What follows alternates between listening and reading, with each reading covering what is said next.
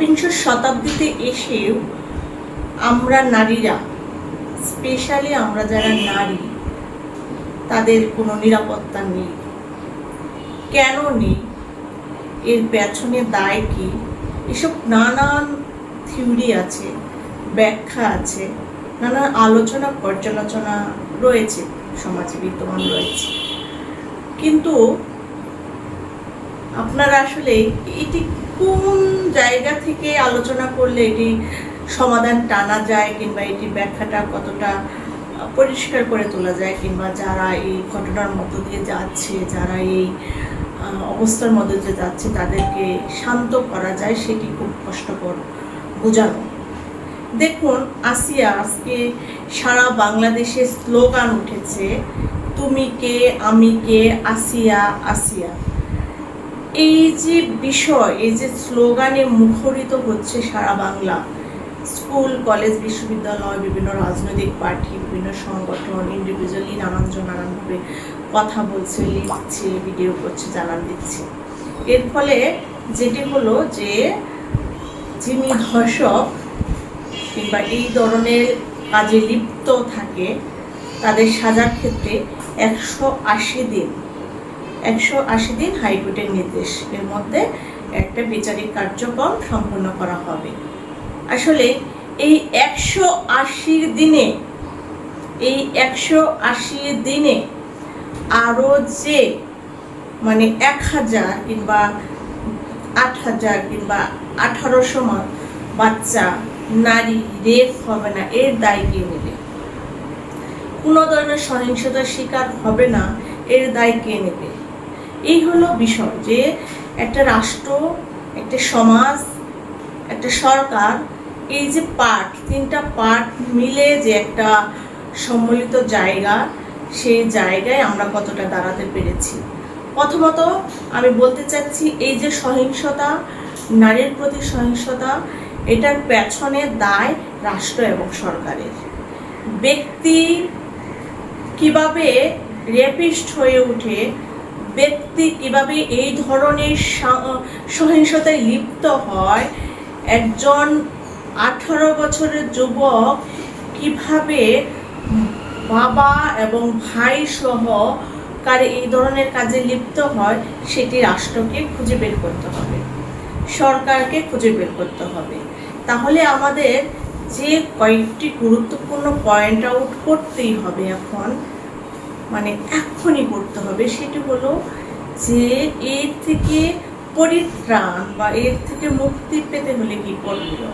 অনেকেই দেখছি যে ফাঁসির দাবি তুলছেন, অনেকেই এগুলো আরো অনেক কিছু দাবি তুলছেন। আমি সেই দাবিগুলোর সাথে এই মুহূর্তে একমত নয়, তবে অনেকের ক্ষোভের ভাষাকে আমি আবার কি করতে পারি না, তাদেরকে আবার বিরোধী করতে পারি না। ফাঁসির দাবি যখন তুলছে, তখন দেখেন এসিড যখন সারা বাংলাদেশে ছড়িয়ে গেল, একদিনে কতগুলো এসিড নিক্ষেপ হচ্ছে, নারীরা ভয়ে ভীত সন্ত্রস্ত হয়েছে, তখন কিন্তু কয়েকটা ফাঁসি রায় কার্যকর করা হয়েছিল, যার পরে এটা কমে এসেছিল। সেই যে ক্ষোভের জায়গা থেকে এখন আবার সেগুলোর দিকেই মানুষের দাবিগুলো যাচ্ছে, ক্ষোভের দাবিগুলো যাচ্ছে। কিন্তু আমার কথা হলো,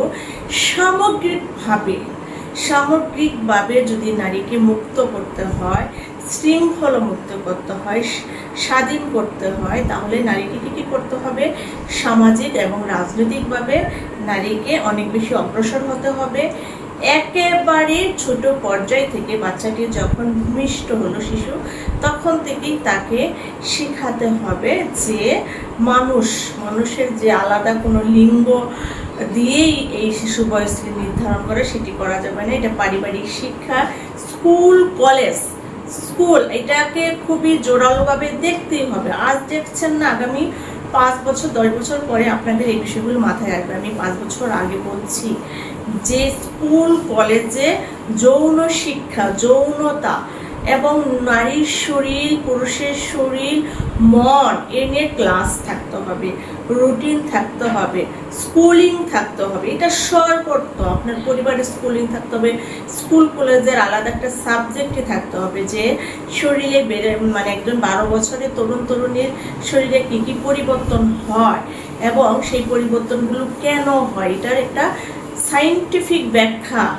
এগুলো দিতে হবে এবং স্কুল কলেজে সেই চালুটা করতে হবে এবং এটা রাষ্ট্রীয়ভাবেই করতে হবে, যেখানে আপনি শুধু অবদমন শেখাচ্ছেন যে পোশাক পরো, এভাবে এভাবে হেঁটো না, এভাবে করো না, একটা নির্দিষ্ট বয়সের পর নারীকে আপনি ওড়না টুন্না সহ বস্তাবন্দি করে রাখার পরিকল্পনা করছেন। এগুলো করে কিন্তু কোনো ধরনের সহিংসতা থামানো আজ পর্যন্ত যায়নি।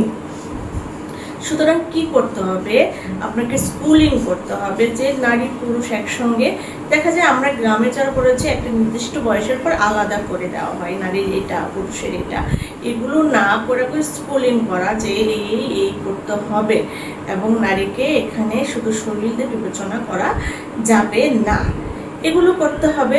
এরপরে যেটি আপনার খুবই জোর দিয়ে করতে হবে, যেগুলো আমাদের ঘাটতি পলিটিক্যাল পার্টির সহ সমস্ত কিছুতেই, যে একটা নির্দিষ্ট বয়সের পর তার মনের চাহিদা থাকবে, শরীরের চাহিদা থাকবে, সেগুলো মোতাবেক আপনার তাকে গাইড করতে হবে। কিন্তু সেগুলো না করে আপনি অবদমন করতে শেখান, একজন তরুণীকে অবদমন করতে শেখান, একজন তরুণকে অবদমন করতে শেখান, তাহলে কিন্তু এগুলো পর্যায়ক্রমে বেড়ে যাবে। এই হলো বিষয়। এরপরে যে বিষয়টি খুবই গুরুত্বপূর্ণ, এর আগে বহু লেখায় লিখেছি, বহু কথা বলেছি, বিভিন্ন মিটিংয়ে কিংবা আলোচনাতেও বলেছি যে বিভিন্ন যে ধর্মীয় আলোচনা, যে ওয়াজ মাহফিল নামে যে আলোচনাগুলো হয়, সেখানে নারীর প্রতি কোনো ধরনের অন্যায় কথা এবং নারীকে এই পড়তে হবে, এইভাবে চলতে হবে, এই যে কথাগুলো বলে নারী বিরোধী যে চিন্তা থেকে, এগুলো একেবারে আইন করে নিষিদ্ধ করতে হবে। কোনো ধরনের ধর্মীয় ওয়াজ মাহফিলে এগুলো বলা যাবে না, এগুলা সরকার এবং রাষ্ট্রেরই কিন্তু আইন করতে হবে। একটা সমাজ, আমরা চরম পুরুষতান্ত্রিক, ভোগতান্ত্রিক এবং পুঁজিতান্ত্রিক একটা সমাজ ব্যবস্থায় আমরা এখন আছি। এরকম একটা সমাজ ব্যবস্থায় এই ঘটনাগুলো ঘটছে, কন্টিনিউয়াসলি ঘটছে। এই সময় আমরা নারীরা কতটা ভীত সন্ত্রস্ত, নারীরা কতটা ক্ষোভ, রাগ, দুঃখ, কষ্টে কথা বলতে হচ্ছে, এটা হয়তো বোঝার মতো মন সবার থাকবে না। আজকে আমি বের হয়েছিলাম, আমার এত কষ্ট লেগেছে, আমার ঘরে আমার 6 বছরের ভাতিজি আছে, আমার চেহারায় শুধু আছে আর মুখটা ভেসে উঠছে, আমার একটা পুত্র সন্তান আছে। এই কষ্ট মানে যারা এগুলোর মধ্যে মানে যারা আসলে এগুলো নিয়ে ভাবেন না, সচেতন না, তাদের হয়তো চোখে পানি পড়বে না, বুক ফাটাবে না, কষ্টে রাগে খুব ফেটে পড়বে না। হ্যাঁ, প্রতিবাদ হচ্ছে এবং প্রতিবাদটা শুধুমাত্র ঘটনা কেন্দ্রিক যাতে না হয়, প্রতিবাদটা যাতে দাবি উঠে যে রাষ্ট্রের কোন কোন জায়গায় ঘাটতি আছে এবং সমাজ কি কি কারণে আজকে এই অবস্থা, এই এত প্রতিবাদ হওয়ার পরও কেন এগুলো থামানো যায় না, এই বিষয়গুলো নিয়ে এক্ষুনি আলোচনা করতে হবে এবং যে ধরনের আইন 180 দিন সেটা কমিয়ে আনতে হবে এবং সেটা কমিয়ে এনে তাৎক্ষণিক বিচারের রায় কার্যকর করতে হবে। যদি সেটা না করেন তাহলে মনে রাখবেন যে পৃথিবীর যত আন্দোলন, পৃথিবীর যত লড়াই সংগ্রাম, কিছুতেই কিন্তু নারীরা অগ্রণী ভূমিকা পালন করেছে। সুতরাং এই যে নারীর প্রতি যে সহিংসতা, নারীর প্রতি যে অবিচার এবং নারীদেরকে শুধু ভোগের বস্তু হিসেবে দেখা হচ্ছে, এই সময় কিন্তু নারীরা থেমে থাকবে না। তারা তাদের প্রয়োজনে, তাদের বোনের প্রয়োজনে, তাদের মা বাবা এবং সকলের প্রয়োজনে রাস্তায় নামবে। একই সঙ্গে আরেকটি দাবি তুলতে চাই যে মাদ্রাসায় আমার ছেলে ছোট্ট ছোট্ট শিশুরা যে রেপ কিংবা ছোট্ট ছোট্ট শিশুরা যে সেক্সুয়াল হ্যারাসমেন্টের শিকার হয়, এগুলো নিয়েও এখন কথা বলার সময় এসেছে এবং এগুলো নিয়ে একটা সুন্দর, সমৃদ্ধ এবং ভালো মানুষ গড়তে হলে, ভালো সমাজ, রাষ্ট্র এবং বাংলাদেশ গড়তে হলে এই বিষয়গুলো নিয়ে এখনই জোরালো দাবি তুলতে হবে এবং প্রত্যেকের জায়গা থেকে অবস্থান ক্লিয়ার করে রাস্তায় নামেন, স্লোগান তোলেন কিংবা যে পর্যায়ে থাকুন আন্দোলন করুন, লড়াই করুন, দেখবেন আমাদের সুদিন আসবে।